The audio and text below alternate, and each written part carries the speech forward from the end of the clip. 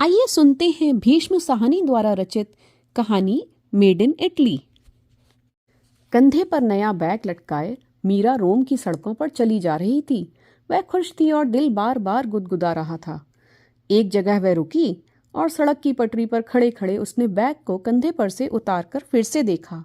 हाय, कितना प्यारा है, कितना अच्छा किया जो ले लिया।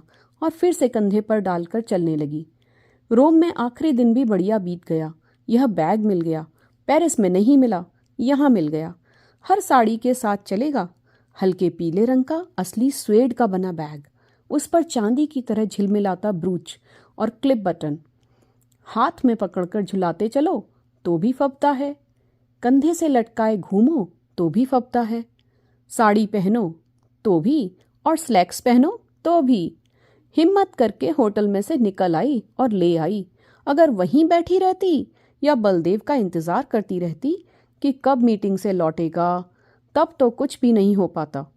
होटल वाले की बात मान लेती तो इस वक्त किसी पुराने खंडहर की खाक छान रही होती। ये तो खुद ही उसके अंदर से आवाज उठी कि मीरा उठो और बाजार चलो, और वह निकल आई, वरना होटल वाला तो उसे भटकाने पर तुला हुआ था। सामने पियात्सा का चौड़ा आंगन धूप से खिला था। कबूतरों का एक पूरा का पूरा झुंड किसी प्राचीन फव्वारे के निकट उतर आया था। चारों ओर छुट्टी का समा था। शनिवार को तो दोपहर होते ही रोम की सड़कों पर भीड़ लग जाती है। फव्वारे की छोटी सी दीवार के पास मीरा ठिठकी, फिर सुस्ताने के लिए दीवार पर ही बैठ गई।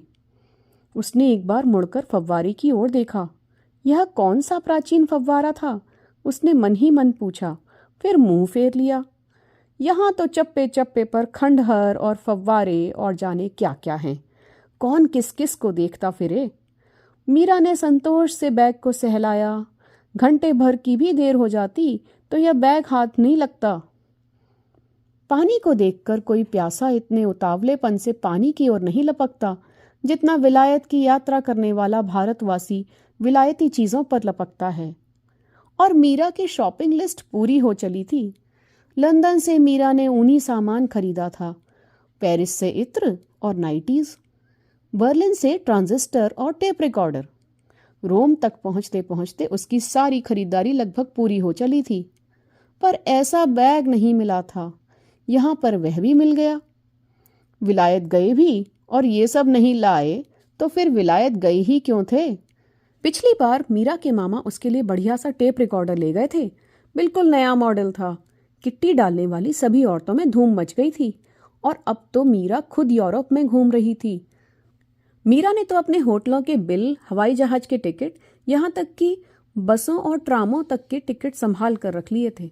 भारत में विलायती टेप रिकॉर्डर ही क्यों, छोटे से छोटे कागज के पुर्जे का भी मूल्य रहता है। विमला को पेरिस की बस का टिकट दिखाऊंगी तो उसका मुंह लटक जाएगा, आंखें फाड़ फाड़ कर देखती रह जाएगी। इंग्लैंड का बना हुआ टेप रिकॉर्डर तो विमला के पास भी है, पर जर्मनी के टेप रिकॉर्डर की बात ही दूसरी है। और ये बैग, उसने बैग को सहलाया। विमला बैग देखेगी तो पहले तो नाक भौं सिकोड़ेगी, फिर पूछेगी कहाँ का है।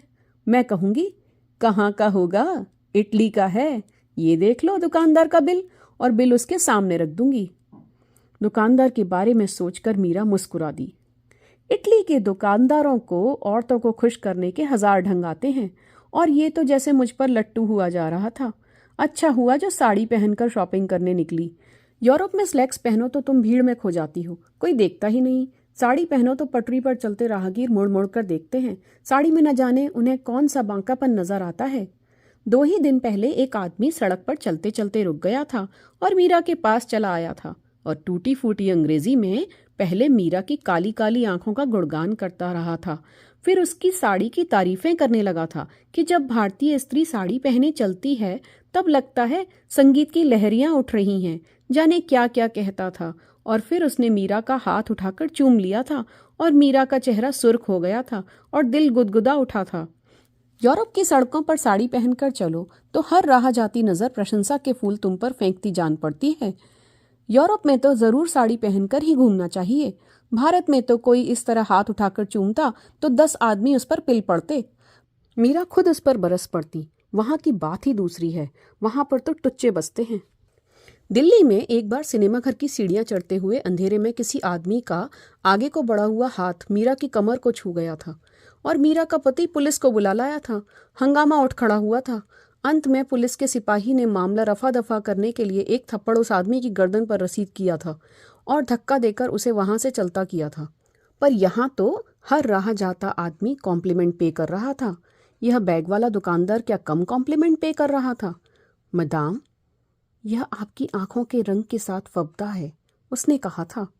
और मीरा का चेहरा फिर से लाल हो गया था और दिल गुदगुदाने लगा था। आपकी पसंद बहुत बढ़िया है, यह आपके कद के साथ मेल खाता है। छरहरे बदन वालों को इतना ही बड़ा बैग रखना चाहिए। इस पर मीरा ने जानबूझकर पलकें झुका ली थी। वह जानती थी कि इस तरह पलकें झुकाने और फिर से उठाने पर उसकी बड़ी बड़ी काली आंखें कहर ढाती हैं और भी ज्यादा मोहक लगती हैं। आपकी आंखें देखकर ही मैं समझ गया था कि आप यही बैग चुनेंगी। आप तो शायरी करती हैं, मीरा ने हंसकर कहा था। मदाम, मैं तो पागल हूँ। खूबसूरत औरत सामने आ जाए तो मैं पगला जाता हूँ। अंदर ही अंदर लहरें सी उठने लगती हैं। मीरा खिलखिलाकर हंस पड़ी थी और दुकानदार एक्टरों के से अंदाज में दोनों हाथ आगे की ओर फैलाए कह रहा था, सच पूछे मदाम, तो दुनिया की खूबसूरती में आधा भाग स्त्रियों की खूबसूरती का होता है और इसमें भी 90% हिंदुस्तानी औरतों की खूबसूरती का। मीरा फिर हंस दी थी और उसका दिल चुटकियां लेने लगा था। फिर उसने बैग उठाकर कंधे पर से लटकाया। दुकान में एक ओर को रखे आदमकश शीशे में झांक कर देखा था। साथ में साड़ी को देखा था। तनिक घूमकर अपना अक्स देखा था और संतुष्ट सी बैग झुलाती मुस्कुराती हुई काउंटर पर आई थी और दाम चुकाकर इठलाती हुई सी दुकान के बाहर आ गई थी। फव्वारे के पास सैलानी इकट्ठा होने लगे थे। 2 यात्री जो देखने में अमेरिकी लगते थे पुराने फव्वारे के फोटो उतार रहे थे।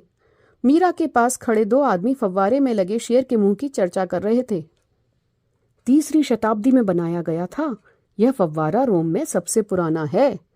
मीरा ने एक नजर झांककर फव्वारे की ओर देखा और फिर आंखें फेर ली। न जाने इन लोगों को इन खंडरों में क्या नजर आता है। यूरोप में पहुंचने पर शुरू में वह भी बेवकूफों की तरह बलदेव के साथ सैलानियों के पीछे पीछे भटकती फिरी थी। पर शीघ्र ही मीरा ने फैसला कर लिया था कि जहां मेरी दिलचस्पी नहीं वहां मैं नहीं जाऊंगी। जब पेरिस में बलदेव कुछ अन्य लोगों के साथ लूब्रे गया था, जहां तस्वीरें ही तस्वीरें लगी हैं, तो मीरा ने गेट पर ही कह दिया था, तुम जाओ, देखाओ, मैं बाहर तुम्हारा इंतजार करूंगी। मैं यहाँ टांगे तोड़ने नहीं आई, जैसे कभी तस्वीरें ना देखी हों। आज सुबह भी होटल का मैनेजर रोम का नक्शा उठा लाया था। यहाँ यह गिरजा है, वहाँ वह खंडहर है।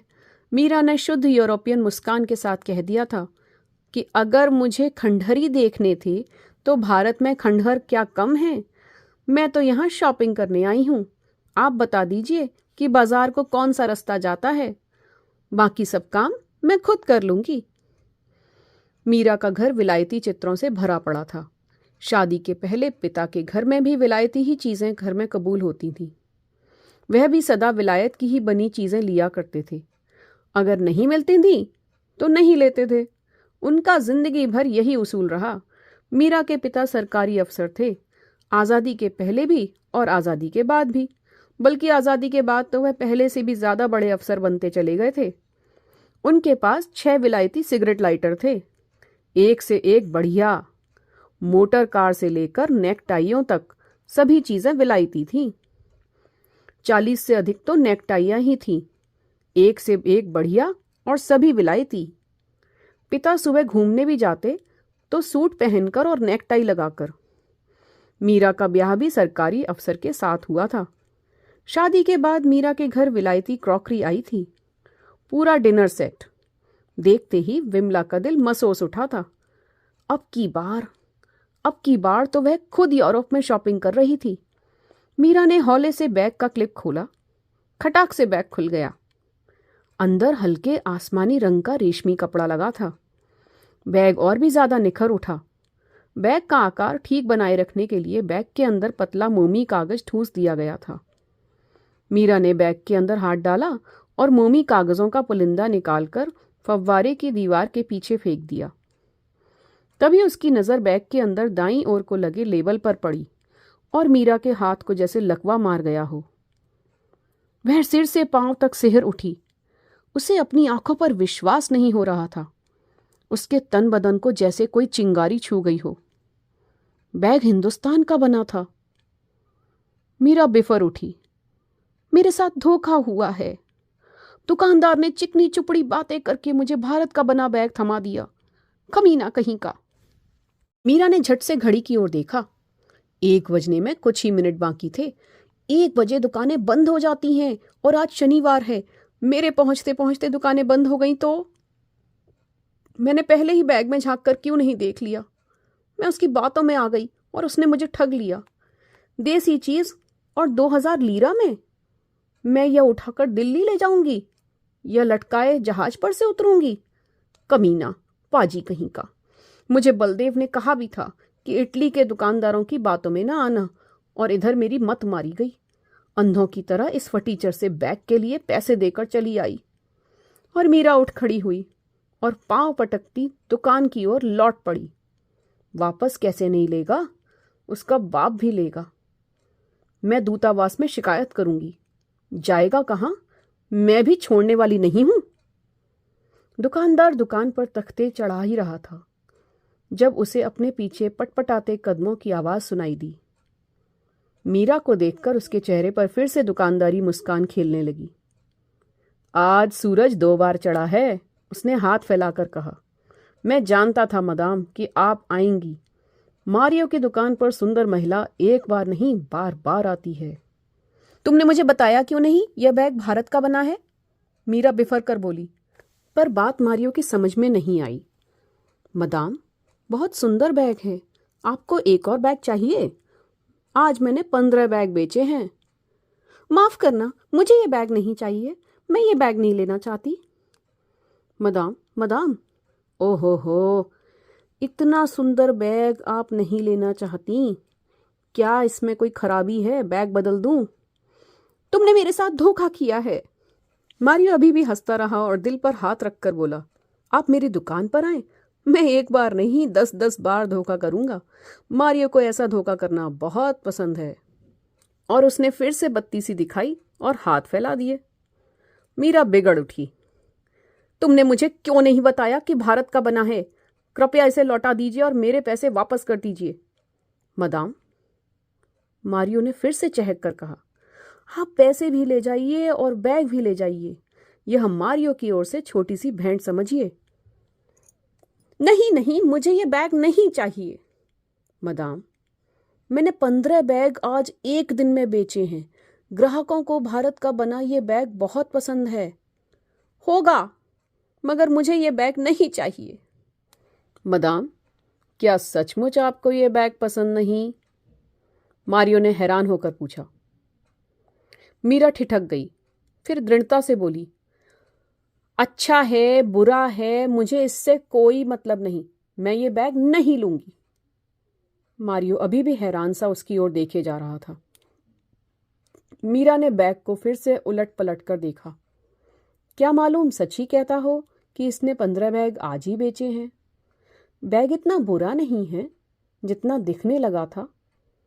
रंग भी बुरा नहीं है और शक्ल सूरत में भी बुरा नहीं है।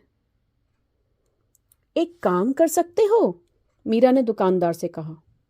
मदाम, यह अंदर जो लेबल लगा है उसे कैंची से उतार दो और इसकी जगह मेड इन इटली का लेबल कहीं से उतार कर टांक दो, फिर मैं इसे ले लूंगी। मारियो ने मीरा की ओर ध्यान से देखा, उसकी साड़ी की ओर, उसके माथे की बिंदी की ओर। वह ठिठका सा देखता रहा।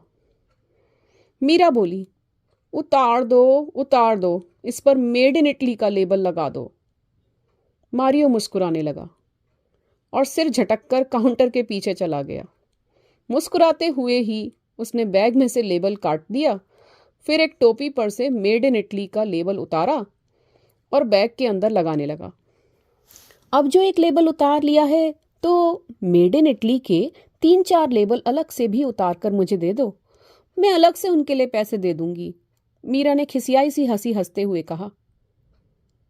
थोड़ी देर बाद बैग को फिर से कंधे से लटकाए मीरा दुकान में से निकली। बाहर कदम रखते ही बड़बड़ाई, वक्त पर न देख लेती तो ये काम भी न हो पाता। फिर खींचकर बोली, मुए अब सभी कुछ हिंदुस्तान में ही बनाने लगे हैं। आपको ये कहानी कैसी लगी? आप अपने विचार कमेंट सेक्शन में हमसे साझा कर सकते हैं। आगे भी ऐसी ही कहानियों को सुनने के लिए हमसे जुड़े रहिए और हमारे चैनल को सब्सक्राइब कीजिए। धन्यवाद।